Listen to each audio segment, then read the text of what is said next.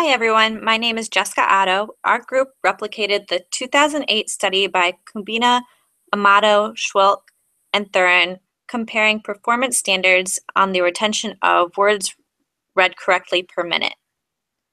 I will present the literature review. Kelly Jonard will present the purpose and methods of the project. Erica Carter will present the study's results. Gina Schultz is presenting the project's conclusion, and Jackie Treese will wrap up the presentation with the project's limitations. Retention, using the definition from the original study, is defined as a difference between rates of a behavior separated by time during which the behavior was not emitted. Our study looked at the retention of reading fluency of two different passages, one at a high performance standard and the other passage at a low performance standard. Performance standards were set to establish a criteria for mastery of oral reading fluency for each participant. To adapt the original study to a graduate student reading level, we used the ATOS text complexity analysis by Renaissance Learning.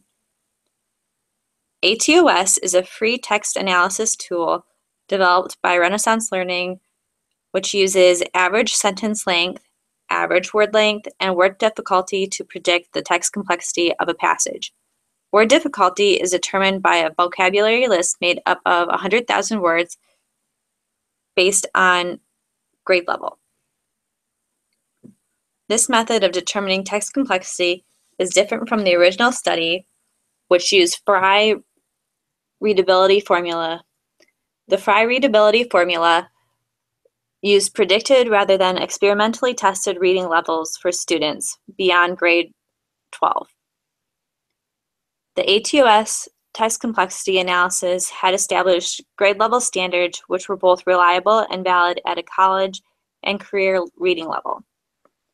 The ATOS score is given for grade level first through career. For example, level 1 corresponds to first grade, while level 13 corresponds to college level reading difficulty. For the replication study, our group used two passages out of this course's textbook, Cooper, Heron, and Heward. Chapter 25, Verbal Behavior, and Chapter 29, Ethical Considerations for Applied Behavior Analysis. Based on the ATOS text complexity analysis, Chapter 25 was given the low performance standard, while Chapter 29 had the high performance standard.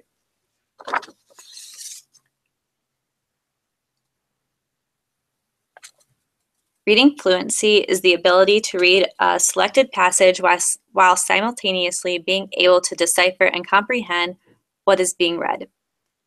Readers who have difficulty with reading fluency show decreased reading comprehension and slower reading speeds. Repeated reading is a method where the same passage is read multiple times a day over several days, or set period of time until a performance standard is reached to improve fluency. Ogden Lindsay developed precision teaching, which uses a systematic approach to teaching by evaluating the teaching method's effectiveness based on the student's rate of responding. Data is then graphed on a standard acceleration chart, or SCC, which is in our project depicts retention of performance standards and will be discussed further in the results section by Erica. In a similar study, Lamb, Murphy, and Kelly investigated reading fluency using SafeMeds in a multiple baseline single subject design. Children ages 7 to 8 years old practiced using SafeMeds fluency cards for 6 weeks, with retention being tested at 3 weeks post-intervention. Researchers found participants maintained fluency standards at 3 weeks following the intervention.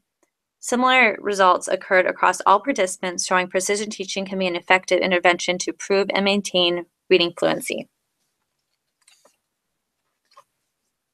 The original study we based our replication study on used a repeated reading intervention on reading fluency, which was measured as the number of correct words per minute. Participants included 3 third-grade students who all attended a learning support classroom. Participants read 2 passages, both at a 3rd grade reading level. One passage was set at a high performance standard of 200 correct words per minute, and the other at a low performance standard at 123 correct words per minute using the Fry readability formula. After reaching the performance standard for the passage, the student entered the retention phase. Retention was measured at 2, 6, and 14 weeks. Researchers found that participants who reached the high performance standard maintained reading fluency at follow-up. The implications of this research could influence the strength of fluency interventions and maintenance in the classroom. Now, Callie will describe the purpose and methods for our replication study. The purpose of our project was to compare the performance standards on the retentions of words read correctly per minute and the fluency of these words. The repeated reading intervention helps increase reading fluency for those with or even without a disability. As Jessica has already said, this study was originally conducted by Kubina et al., who focused on 3 9-year-old students who read 2 passages that were compared in order to find the long-term retention between a lower performance fluency and a higher performance fluency passage. We attempted to address the differential retention effects of performance standards with the repeated reading method, the same as Kubina et al. The definition we used for our study was reading fluency, which is defined as orally reading aloud a passage from Cooper at a rate of 123 correct words per minute or higher at a lower performance standard, and 200 correct words per minute or higher at a higher performance standard with no to very few mistakes. The participants in our study were 5 graduate level students. They included me, Kelly, Jessica, Jackie, Erica, and Gina. The setting for our study was via Google Hangout, FaceTime via the iPhone, or phone calls. We used the repeated reading method for our project, which is when you read the same text over and over again until you have reached the designated performance standard, which for us is 123 correct words per minute or higher for the lower standard and 200 correct words per minute or higher for the higher standard. Passages out of our Cooper textbook for the SPCE 611 course. With the use of ATOS from Renaissance Learning, we were able to find the lower fluency passage, which was at the beginning of chapter 25, in which we had to reach a performance standard of 123 correct words per minute or higher. The higher fluency passage was at the beginning of chapter 29 of 200 correct words per minute or higher. Hangout, we each had a member of the group take data on how many mistakes we would make during our reading, which included any omissions of words, any mispronunciations, and any additional words we added into the text that were not already there. We paired up for data collecting with additional help by Erica as our IOA during our IOA data collecting days. Erica, Jessica, and Gina grouped up for data collecting, in which they took turns taking data and reading and data. The data collector would use a timer set at 1 minute, which was normally used via the iPhone timer, and told the individual that was reading when to begin reading and when to stop reading. At the end of the reading, the data collector added up the mistakes and subtracted it from the total number of words read to find the correct words per minute number. During baseline, we each read the passages separately once to find our correct words per minute number. And then once we completed our baseline data, we then moved on to taking intervention data the day after baseline.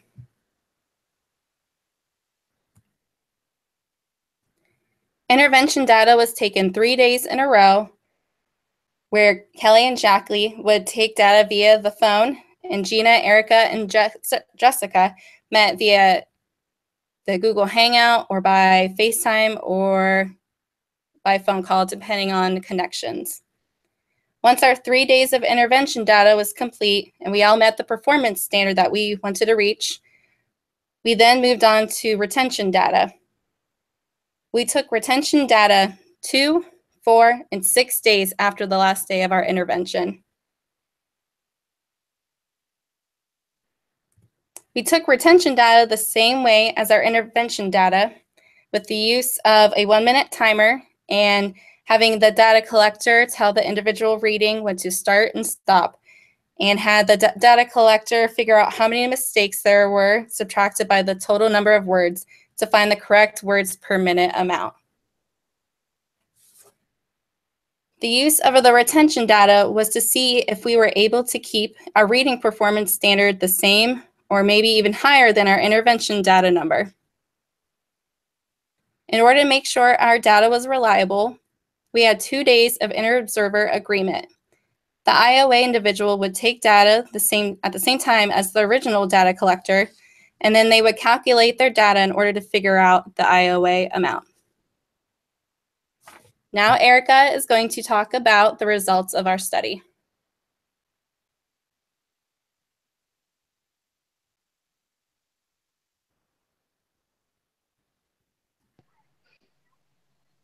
All right. This table shows the results of our study. Each participant's name is listed, followed by the calendar days and number of trials. The calendar days represent the days the participants read the passage, and the number of trials are the days needed to reach mastery. Unlike the original study, we needed less or equal trials to reach mastery than actual days read. The next column represents beginning fluency. The number in the column shows the first day of baseline words per minute. On the low performance standard, being able to read at a rate of 123 words per minute or higher, 4 of 5 participants met criteria during the baseline phase, meaning the intervention for low performance standard was not necessarily needed. However, we continued to read to collect data to replicate the study. The ending frequency shows the number of words read per minute on the last day of reaching criteria of the intervention phase. Therefore, each participant had to reach criteria at least 2 days in a row. This data was taken during the intervention phase. After criteria was met 2 days in a row, the participant moved to the retention phase. The next column shows the last retention measure. This measure was taken 6 days after the intervention phase. This is different from the original study, since the original study took this data 3.5 months after the participant met criteria. The last column represents the change factor. This shows the increase needed from baseline to reach the performance standard. Since 4 of 5 met criteria on the low performance standard during baseline, no change was needed. All right, now I'm going to share the results for each individual participant. All right, so the acceleration graphs show baseline data, intervention phase data, and the data for 2, 4, and 6 day retention checks. The retention checks differ from the original study because the retention checks in the original study were conducted at 2, 6, and 14 weeks. The data shows the acceleration for each reading. Acceleration is determined by the last day of the intervention and the last retention check, 6 days after the intervention stopped. This data on our individual graphs differ from the original study because all of the participants in the replicated study accelerated on one or both of the readings during the retention check. I feel that this is due to the retention check being so close to the end of the intervention phase as compared to the original study. The acceleration data for my graph indicates that I accelerated my word count per minute by 1.1 on the low performance standard reading and decelerated my word count by 1.04 on the high performance standard.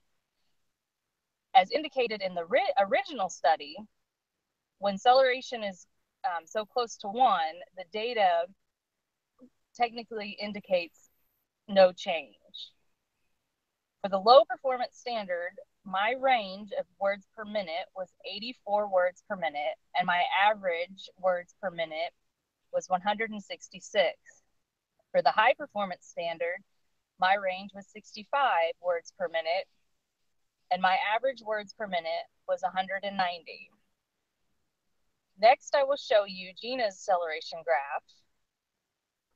Her data indicates that she accelerated for both readings from the end of the intervention phase to the last retention check by 1.3 on the low performance standard reading and by 1.02 for the high performance standard. Gina's low performance standard reading range was 68 words per minute, and her average words per minute was 178. Gina's high performance standard range was 70 words per minute, and her average words per minute for the high performance standard was 191. The next graph belongs to Jackie, I believe. Yes, okay. Her data also indicates acceleration for both readings. She accelerated by 1.3 for the low performance standard reading and 1.4 for the high performance standard reading. Jackie's low performance standard range was 44 words per minute, and her average words per minute read for the low performance reading was 189 words per minute. Jackie's high performance standard range was 67 words per minute, and her average words per minute was 214. The next graph belongs to Jessica. Let's see, her data shows an acceleration for both readings from the last day of intervention to the 6-day retention check. She accelerated by 1.2 for the low performance standard and 1.06 for the high performance standard reading. Jessica's low performance standard range was 76 words per minute, and her average words per minute was 176. Jessica's high performance standard range was 75 words per minute, and her average words per minute read for the high performance standard was 195. The last acceleration graph belongs to Kelly. Kelly's data indicates that she accelerated her words per minute count by 1.3 for both readings. Kelly's low performance standard range was 43 words per minute, and her average words per minute was 177. Kelly's high performance standard range was 57 words per minute, and her average words per minute was 209. The next graph shows the IOA data. We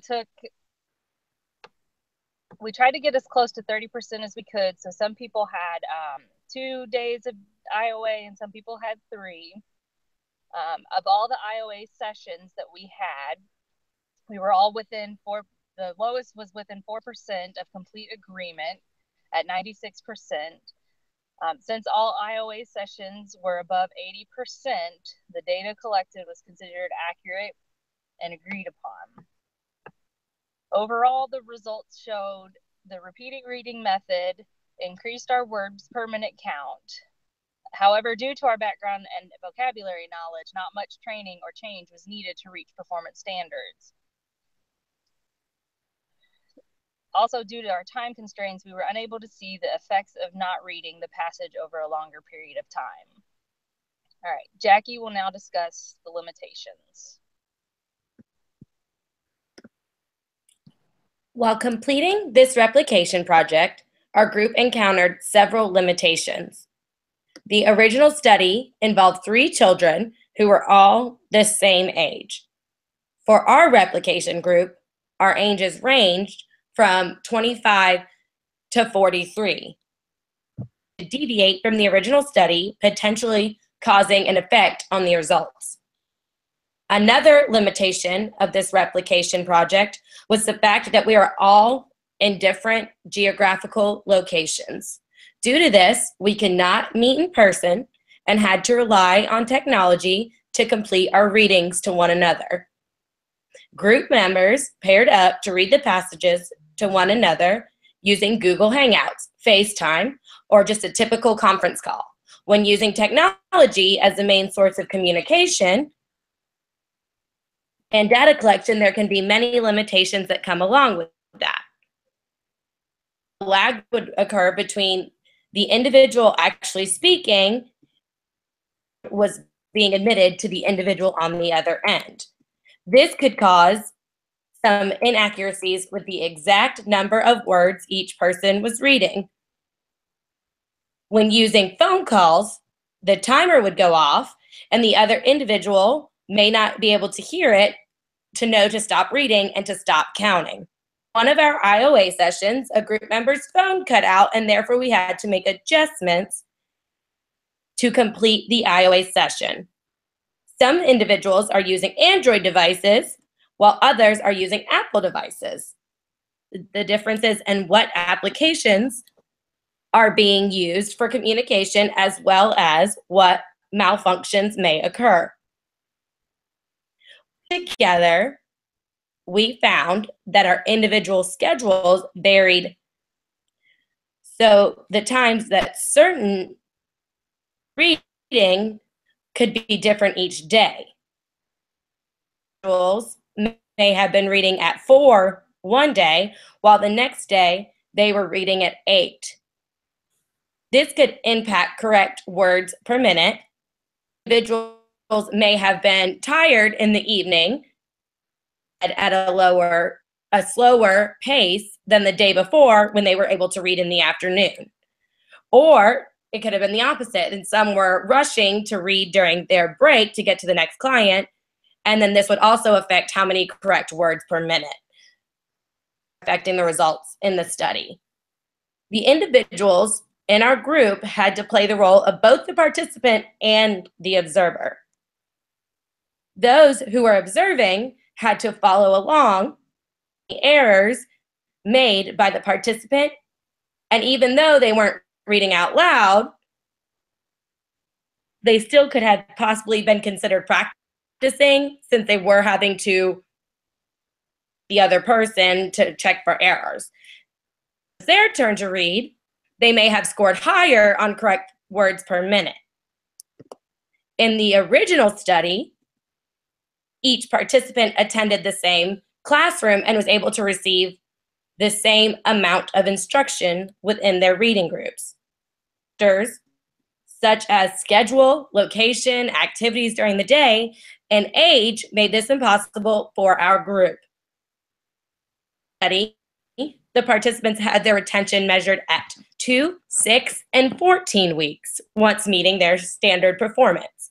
Due to the short timeline for our completion of our replication project, our group measured retention at 2 days, 6 days. The drastic change in the amount of time passing during each retention phase would affect the results of correct words per minute. We were not able to give a significant length of time in between our retention, such as 3.5 months in the original study. And as 4 individuals in our group met standard performance during baseline on low frequency passage. However, they still had to have 2 days of performance standard mastery before moving on to retention. This allowed for those members practice time than those who did not meet retention in the same timeline. Some members met retention and high performance passages faster as well. Application of this project more appropriate for our age group, we chose 2 passages from the Cooper book. This limits the generality of our reading and makes it more likely that an overlap of words could occur between passages. This may affect the results of the study and possibly skew the relationship the data shows. Next, Gina is going to give you the conclusion of our presentation and wrap it up. While replicating Kubina et al.'s study on retention of words read correctly per minute, we also use low and high frequency passages with the repeated method of oral reading. They did find in the study, and we found as well, that fluency does lead to long-term retention, but we got to see it as short-term retention due to the limitation of time. Now, fluency rate does not necessarily improve comprehension, but it can. We had 9 sessions, which took place over a total of 9 to 10 days, depending on group. We broke up into 2 separate groups. This did present a challenge to all be on the same dates of reading, but we all did see an increase in fluency. The study was done in a resource room. We did find it difficult to replicate this in an unconventional setting, which was remotely. One group would have been better if we could have done it in one room.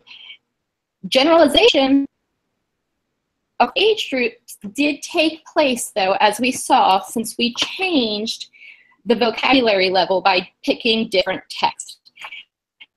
200 correct words per minute did pose a challenge while at a graduate level compared to a 3rd grade level.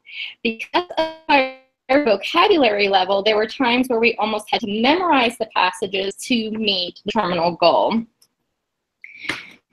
Now, with this study, it can be applied to teaching in that if they use the performance standard of 200 correct words per minute, it's a good benchmark. And as we saw within ours, this could apply for 3rd graders up to 43 years old.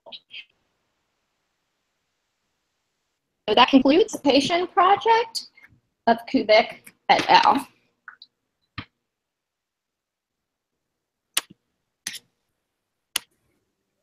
Thank you everyone for listening to our presentation. We look forward to your responses in the discussion board.